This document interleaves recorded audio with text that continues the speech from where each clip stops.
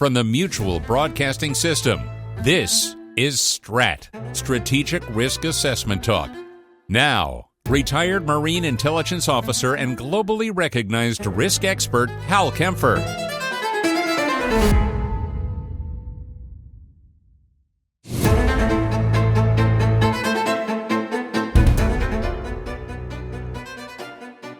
Welcome to STRAT. We're going to be talking about something a little bit different. Normally, I'm somewhere on the other part of the world talking about the implications of what's happening in the Red Sea with the Houthi rebels, or talking about what's happening in the Middle East or the fall of Syria, strategic implications, and of course the Russo-Ukraine war, or somewhere in the South China Sea. Well, anyway, you get the idea that I'm usually talking about somewhere else in the world.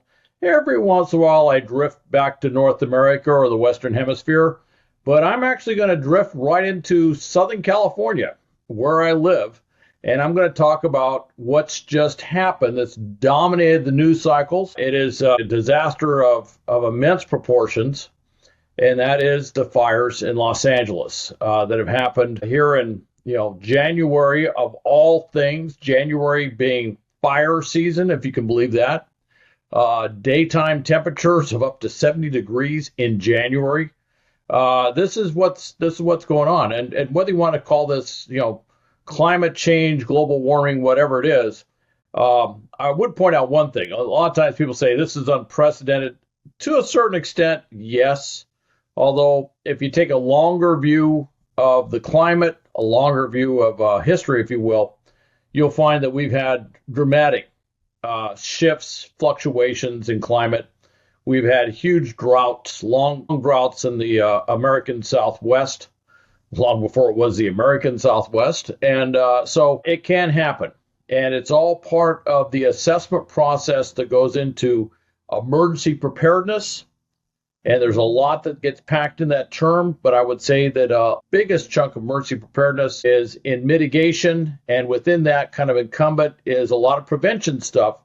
Things that can be done to either prevent something from being destroyed or people from being killed or seriously injured, or to dramatically limit the amount of damage that can be done from a devastating event. And I think the LA fires are bringing that out. And I'm going to try and do this without getting too political, but I will say it's almost impossible not to touch on the politics, because in essence, everything is politics to a certain extent. So I will be touching on some issues, and I'm also going to talk about some things that were tried at the national level.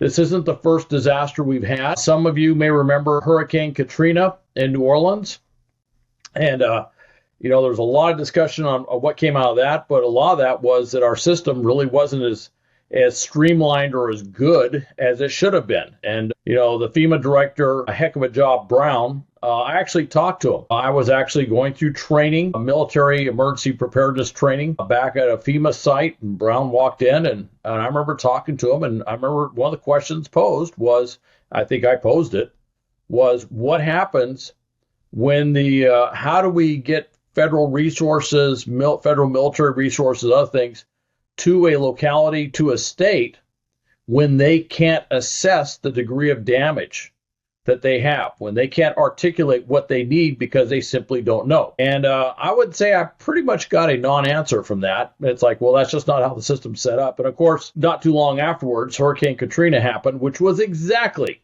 what I was kind of posing there, was what do you do once they can't figure out just how bad it is?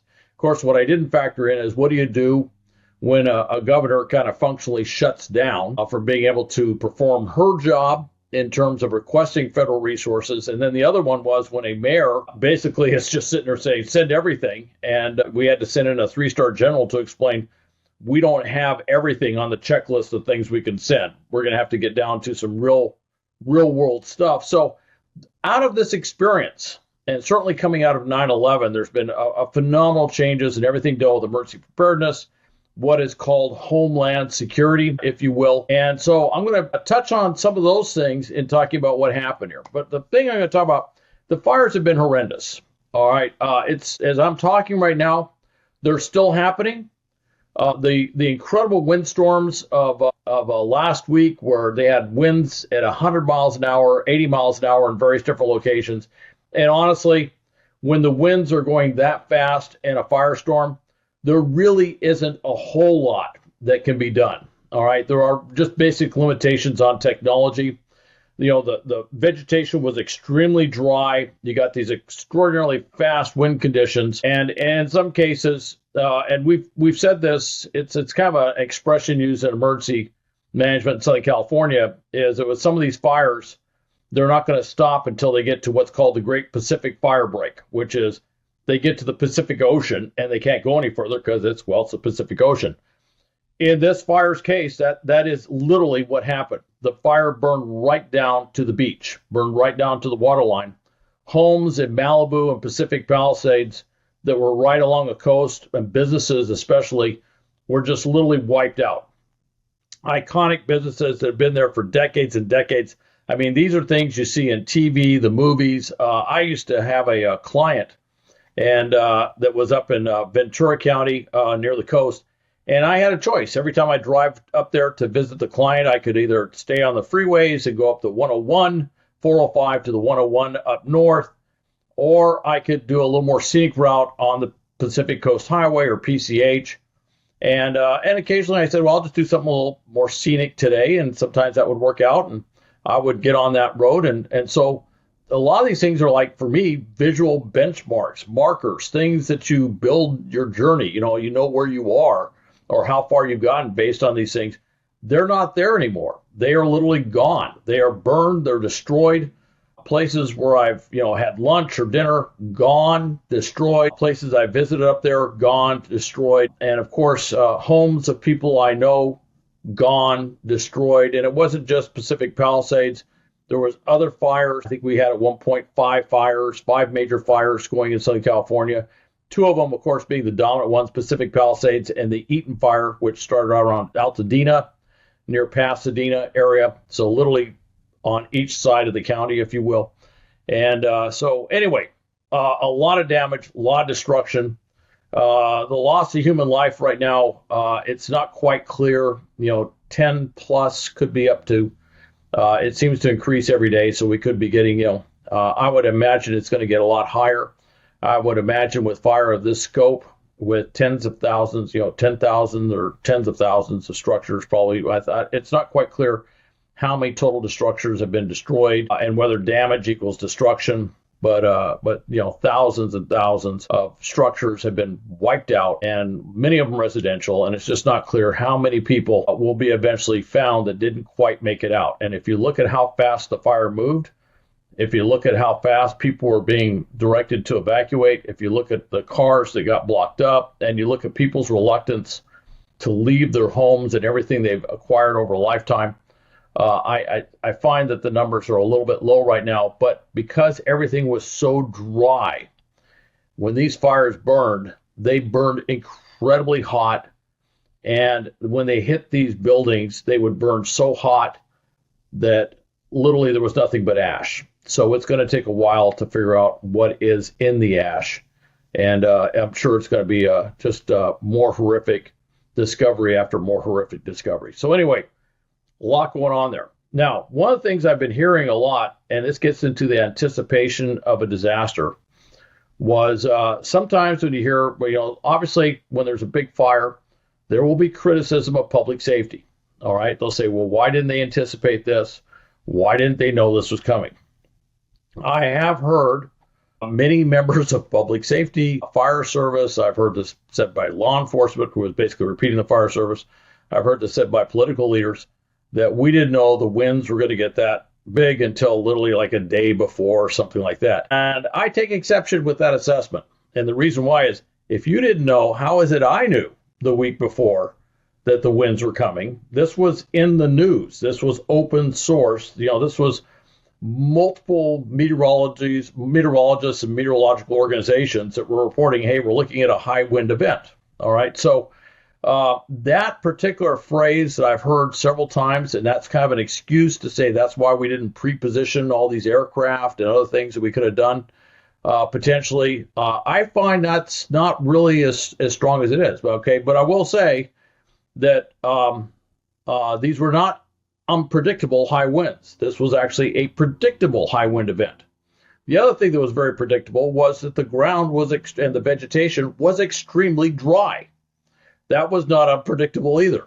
And again, all you had to do was walk outside and go, yep, that's really dry vegetation. Or you could look at, our precipitation for this year and go, we haven't had much rain. That was not.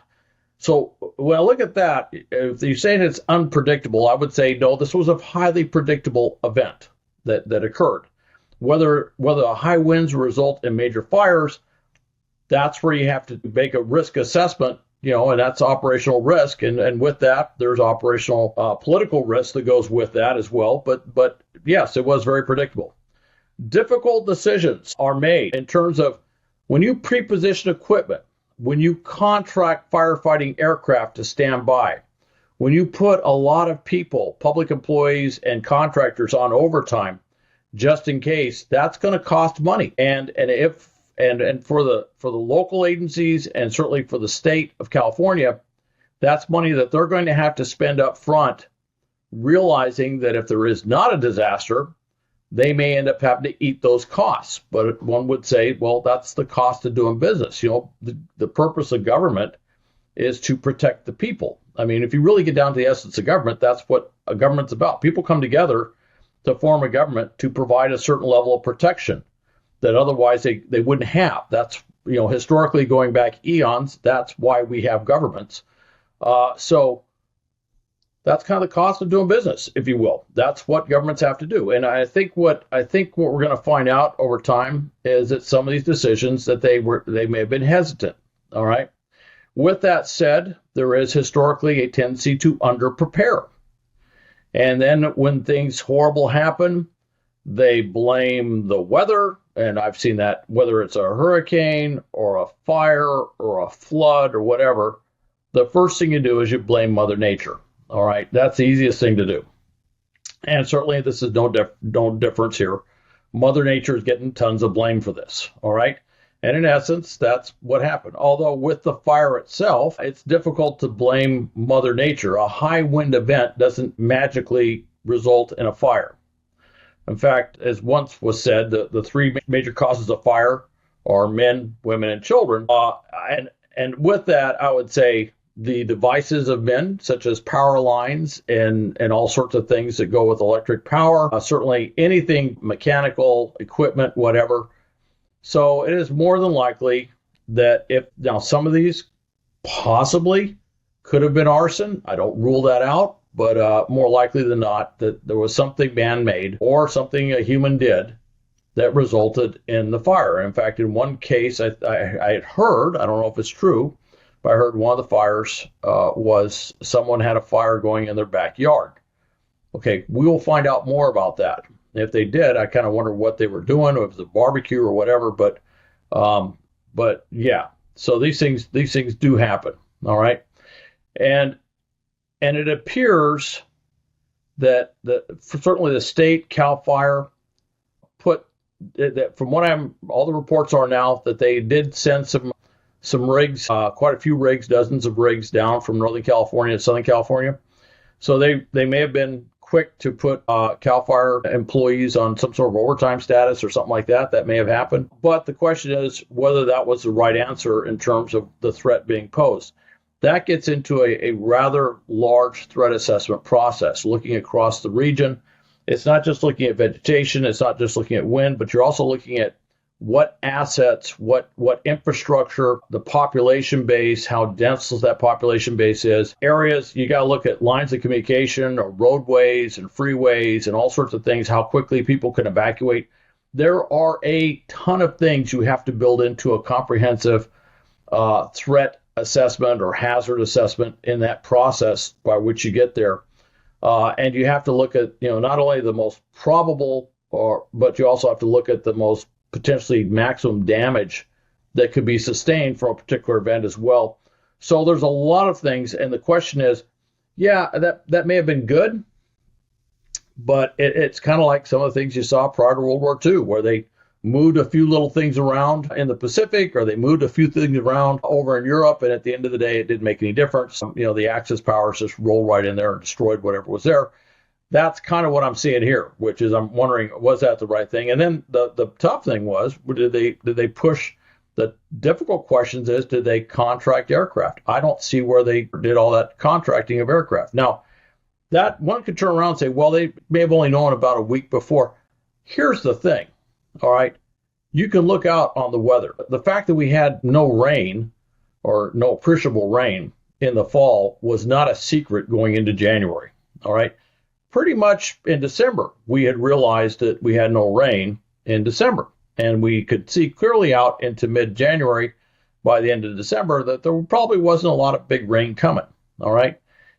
And certainly within the window where we knew this wind event was coming with the Santa Anas, that, well, again, did not get into the entirely unpredictable sort of thing coming on. So the question is, did they go with a politically convenient answer, or kind of ignore the threat scenario or underappreciate the threat scenario?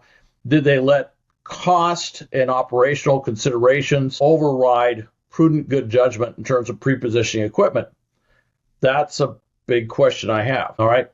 Another thing too, and this has been an evolving thing, which most people don't really understand, but there was always a reluctance to put air support and a lot of poo-pooing of air support. In fact, I heard that during this. Now, as I mentioned, when the winds are honking at 80, 90 miles an hour or 100 miles an hour, you can't fly aircraft in there low to the earth, drop water or fire retardant, and really have a lot of effect because the wind is just simply so strong. However, prior to the winds picking up, when the fire first started, there was a window there where aviation could have played a big part. And that's something over the last several years that local state agencies have got a lot better at.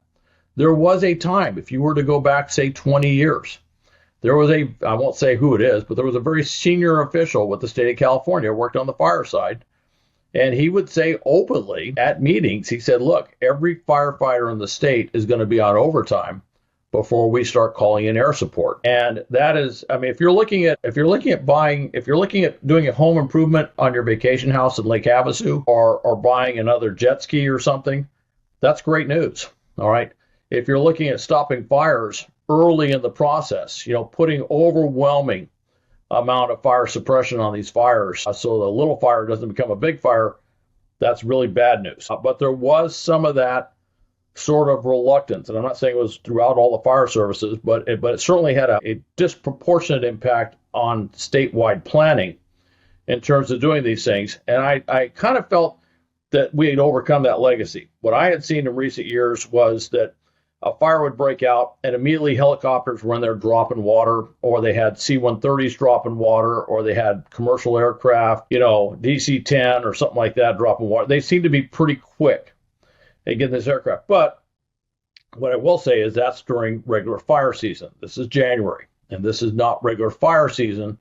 And so a lot of those assets, particularly the military assets, but also some of those contract commercial assets, they weren't readily available. In fact, in many cases, if you have to plan extensive maintenance, which you do on all this aircraft, or you're taking aircraft that were rigged up for firefighting like C-130s, in the spring, summer, early fall, and now you're looking at using them for other purposes, if they're military C-130s, you pull out that modular airborne or aerial firefighting system, that MAF system, and you reconfigure the plane for other missions. Well, all of a sudden you got this massive fire, so now you got to put that thing back in. It's not something you just plug in. I mean, it may be modular, but there's still a lot of work that goes into that.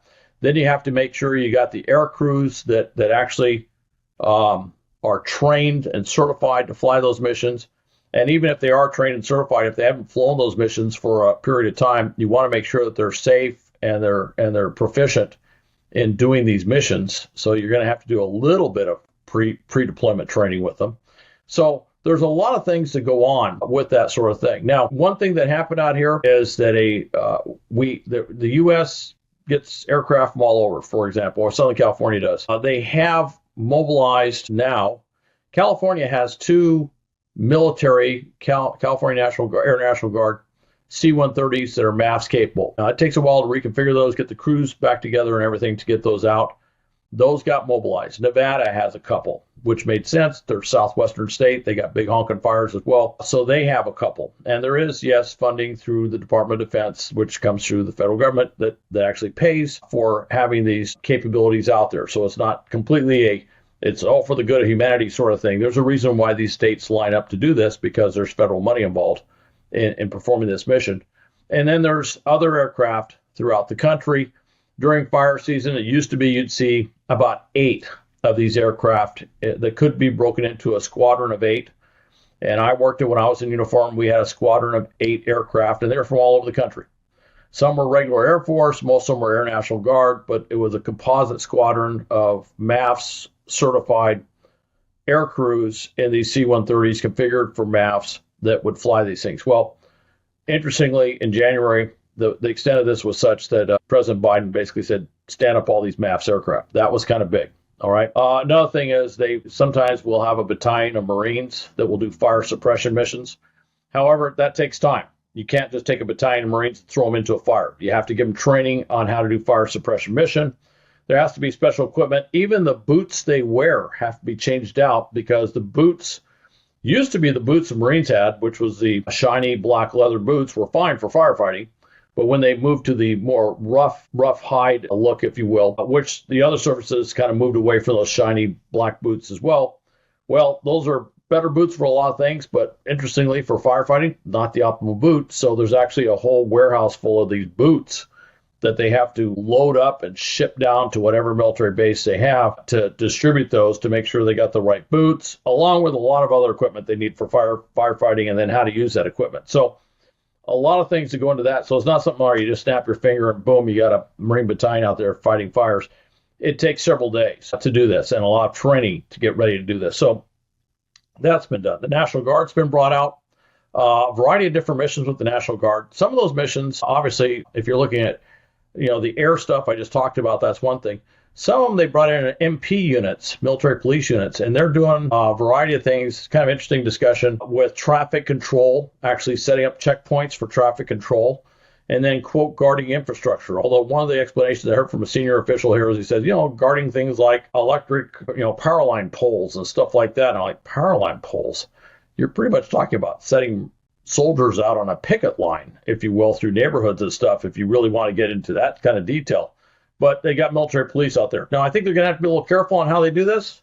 I know the Guard is going to lean forward, and actually the National Guard's been getting away with a lot of interesting things over the years. I came into the world of defense support for military support or defense support of civil authorities before we had what we call dual-headed task forces or joint task forces, where a singular commander would have a state side and a federal side of military support. So I actually was involved with that before that. That thing was kind of codified around 2007, 2008.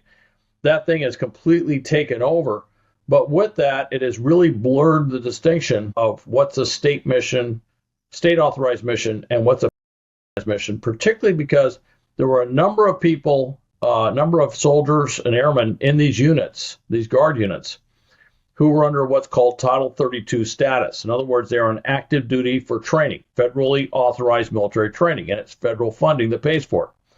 Well, the idea that you would stop their orders on Title 32 and then reissue orders for all these personnel in the midst of a very time-sensitive emergency thing was a real burden. So there was an exception that said, hey, look, as long as they're on Title 32, there can be a little bleed over time, if you will. There could be an overlap while they're in there doing this, disaster response thing, this Homeland Security thing, until we can figure out their orders. Well, that thing is kind of growing and growing, and to the point where I've heard many Guard commanders, and I've seen the practice where they literally will put them on Title 32 to go out there and do things that are really only authorized on state active duty. The issue is, on Title 32, for that federal training thing, they don't change their chain of command from the governor being on top to the federal side. All right.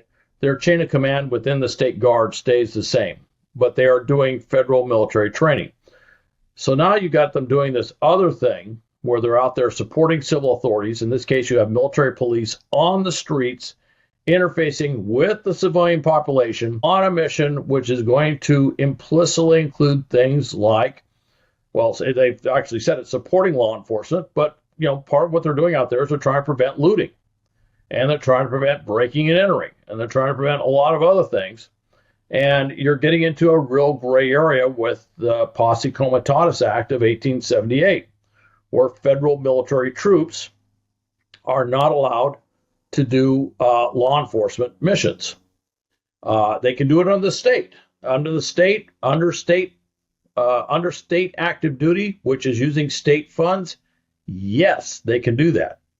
Under Title 32, pretty nebulous, and I'm sure some guard lawyers will turn around and say, oh no, we've been doing that for years, we can do that stuff.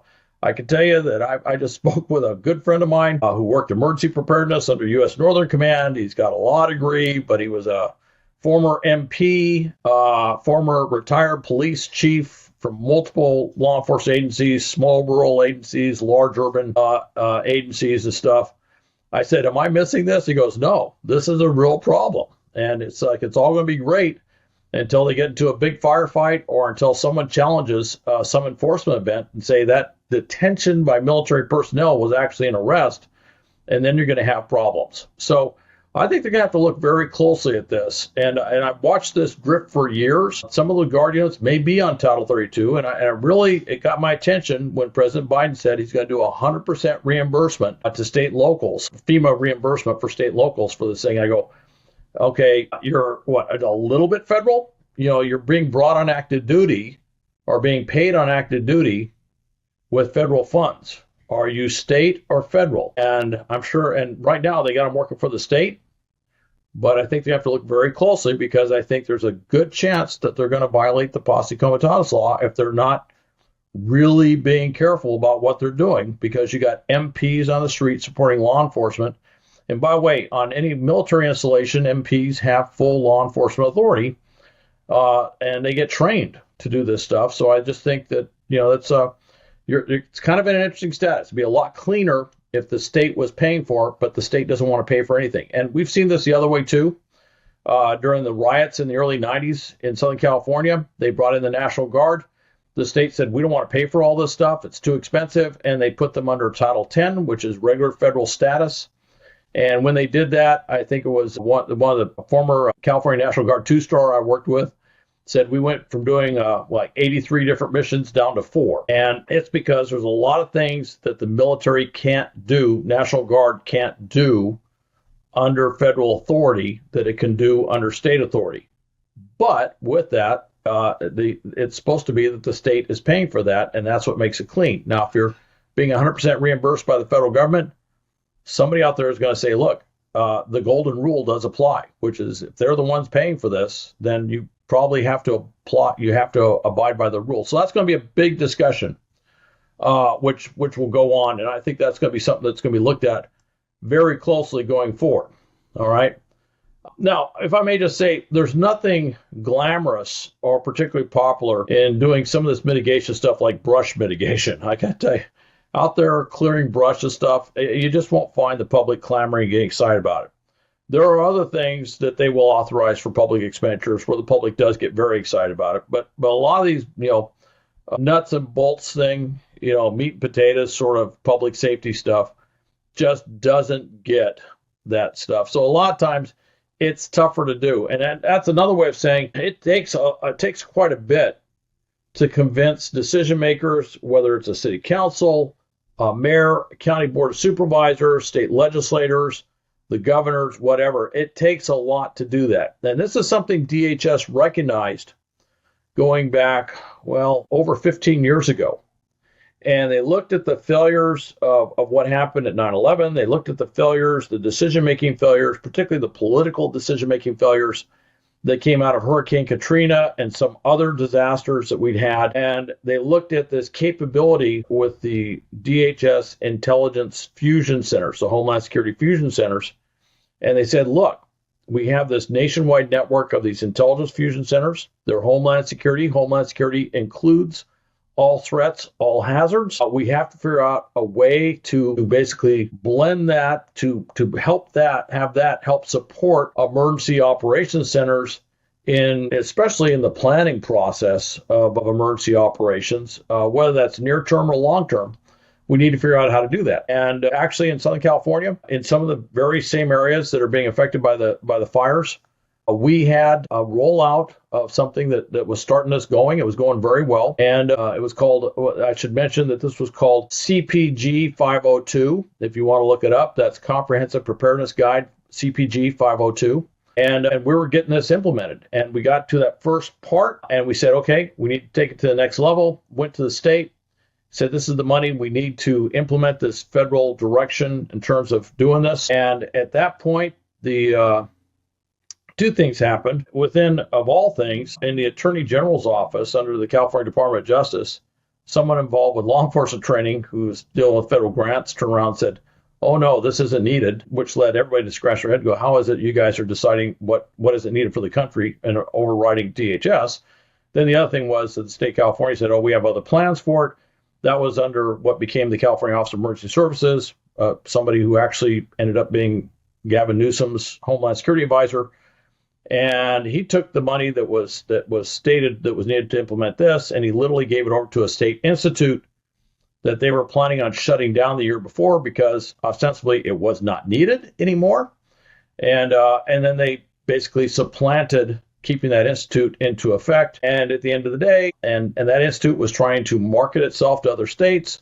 So they would then tell other states when they tried to implement this, like Florida and Texas, that they could not implement this federal guidance on how to do this stuff. And long story short, it died.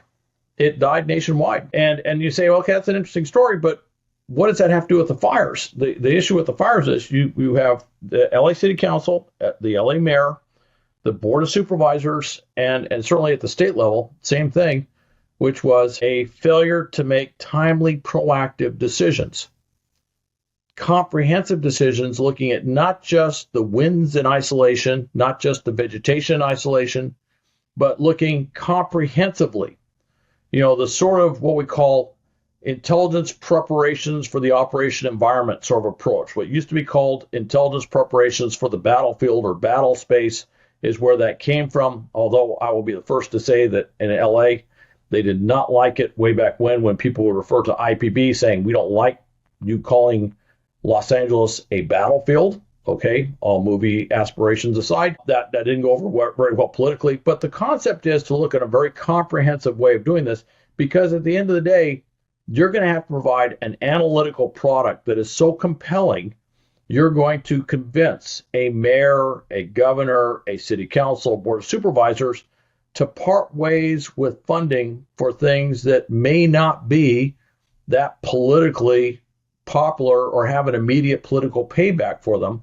And so it's a very deliberative sort of thing you have to do. It's a very extensive process, and that was not put into effect. I'm not saying there was other things being done to analyze the threat from fires. I'm not saying Cal Fire hasn't done things. I'm not saying that the California Office of Emergency Services and other groups have not done things to analyze these things. They have, and the folks involved are truly dedicated professionals doing the best they can.